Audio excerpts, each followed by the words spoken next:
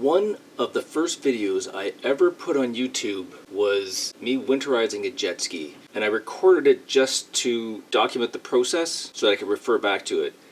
Well, this is not a jet ski, this is sourdough bread, but it's kind of the same idea. There is like hundreds of sourdough videos out there. I'm not trying to be any of those, I'm just documenting the process I use. First thing I do is before I go to bed, I feed my starter. That way when I wake up in the morning, it has peaked perfectly and it's like active and ready to go. First things first, I need a scale. So the recipe I followed told me to use 350 grams of water, but I found over time that was too much. So I've altered it and I used about 325, 330 grams.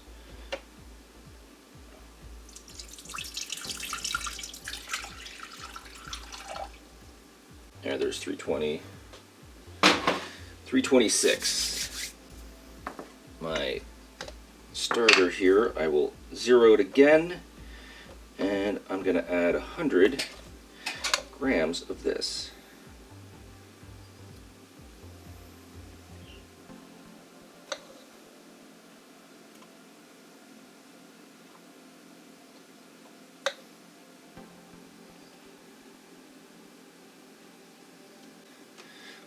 I'll mix that up a little bit.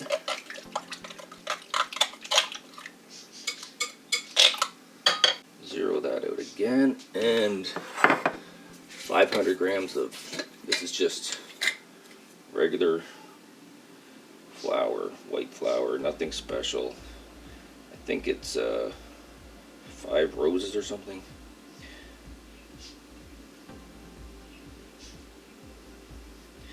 There's 500. And 12 grams of salt. And I just mix it up. Tried making my own starter and had no success. Month after month of trying to get it to become active enough. Sadly, I had to go on Facebook Marketplace and buy some starter from someone. But ever since then, it's been fantastic. Okay, so that's well mixed up. Now I just let it sit for 45 minutes and then I'll do a stretch and fold. It's been 45 minutes, so it's time for my first stretch and fold. I like to wet my hands because the dough is very sticky. Pretty easy, you just stretch like it's called and fold it. Give a quarter twist, stretch, fold.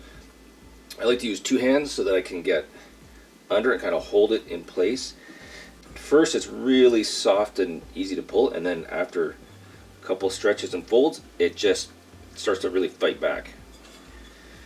Okay, so I'll leave that again, this time for 30 minutes. Stretch and fold number 2.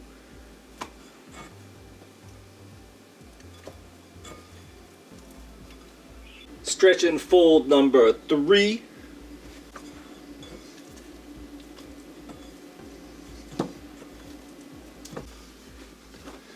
Okay, this is my last stretch and fold. So now I'm gonna let it sit for maybe 3 to 4 hours, just letting this dough like really start to rise up.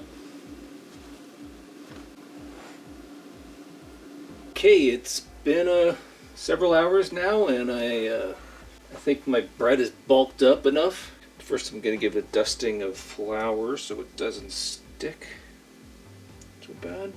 And I try and roll it out as easy as I can without squishing it. Trying to keep it as big and fluffy as I can. So now when I shape this, I kind of just stretch it out a bit, kind of like pull it a bit, just like that.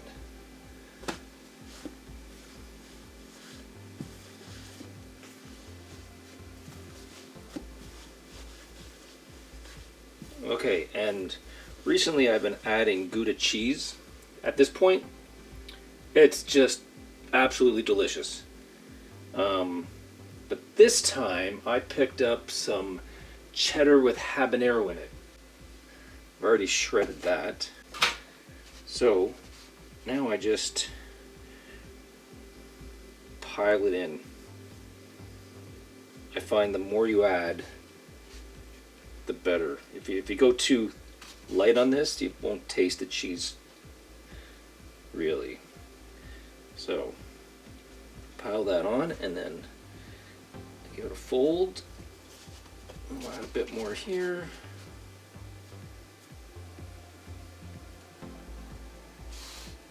Fold it again.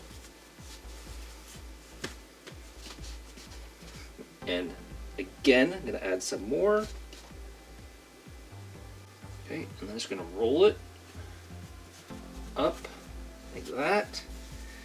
And then into itself a bit like this.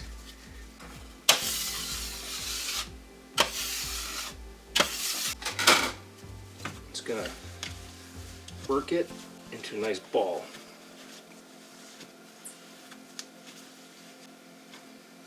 That. Now you can use a bench knife like this to help tuck it underneath too if you want. But there.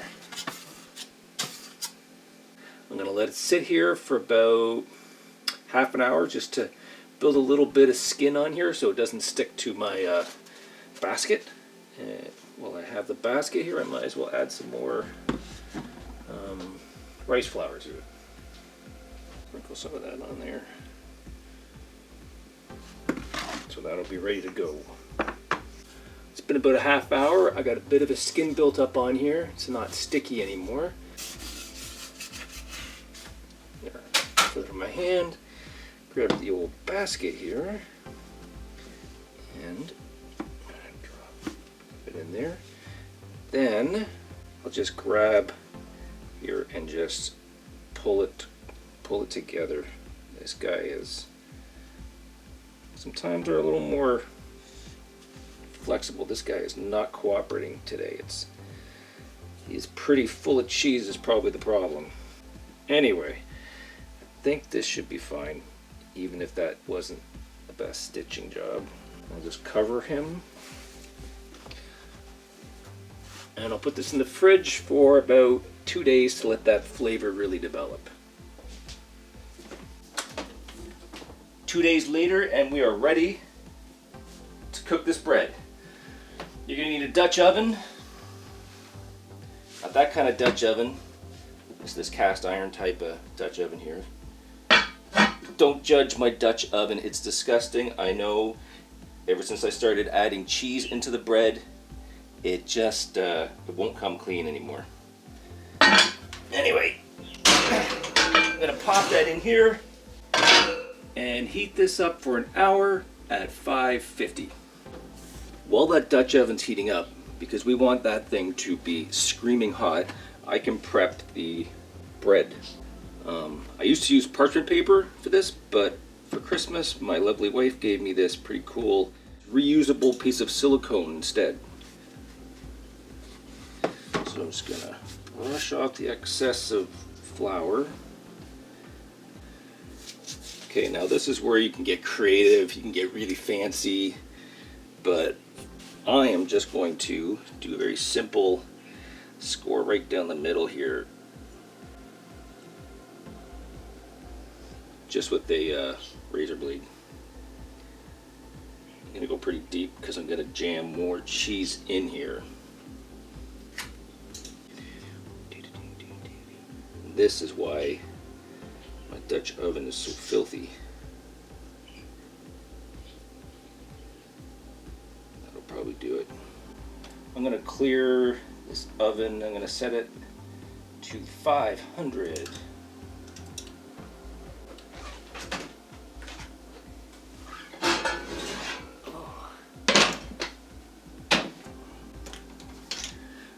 I made this a little while ago. It just stops the bread from burning on the bottom. Gives a little space underneath. It's just made from a bucket grid for painting. I just drop that in the bottom, and then I'll put it in here. Put it back in the oven.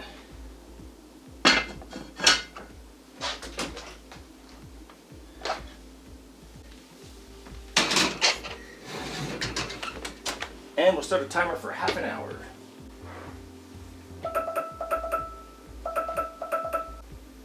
This is the most exciting part. The oven spraying and getting to see exactly what happened.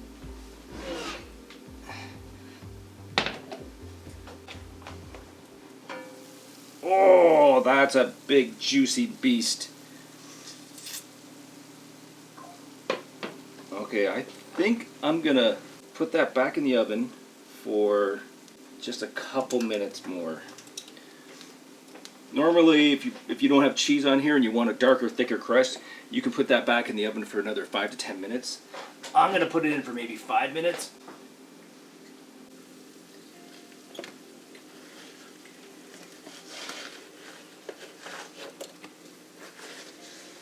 That looks delicious. Look at that.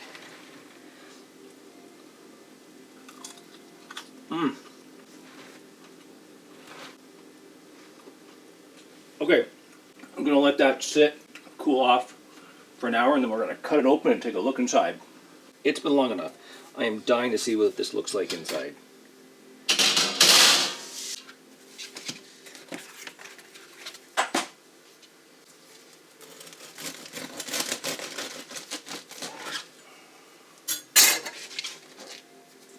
It's got some cheesy pockets to it. Bottom is not burnt. How's it taste?